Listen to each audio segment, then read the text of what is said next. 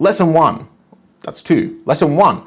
China's entire system settles in real physical bars. The people designing the next monetary system clearly don't trust paper claims on metal, and neither do I. It's why I hold physical and why I don't go for leveraged metal products. If you hold a gold ETF, for example, you own a paper claim on metal sitting in someone else's vault. And you know, the dirty little secret of the market is that that same bar can be promised to more than one person. So your bar that you have with an ETF might belong to 10 different people. It works fine until everyone starts asking for the bar at once.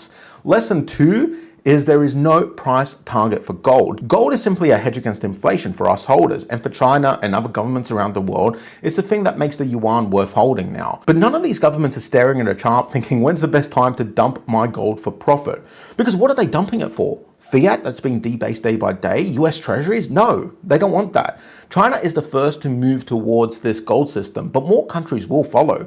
Gold is making the greatest comeback in its history, and it's becoming clear that you don't trade gold for money because gold is the money. Third lesson is timing. So Trump's whole strong dollar machine only needs to last until the midterm so he can win the election. But the machine that China has built is going to run for decades, and you can guess which one outlives the other. Whatever you do, make sure that you can wait.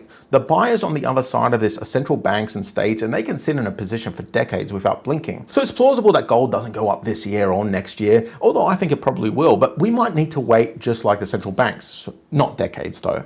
But like I just said to you, you don't trade gold for money anyway. Gold is the money. And look, I could be wrong. I've been wrong many times before in my career, and maybe Washington pulls a rabbit out of the hat and fixes all of this. There are 3 things that would tell me that I've got this wrong. If China's central bank stops buying gold, that's one thing. That would not be good. If Hong Kong's vaults stay empty instead of hitting that 2,000 ton target that they talked about.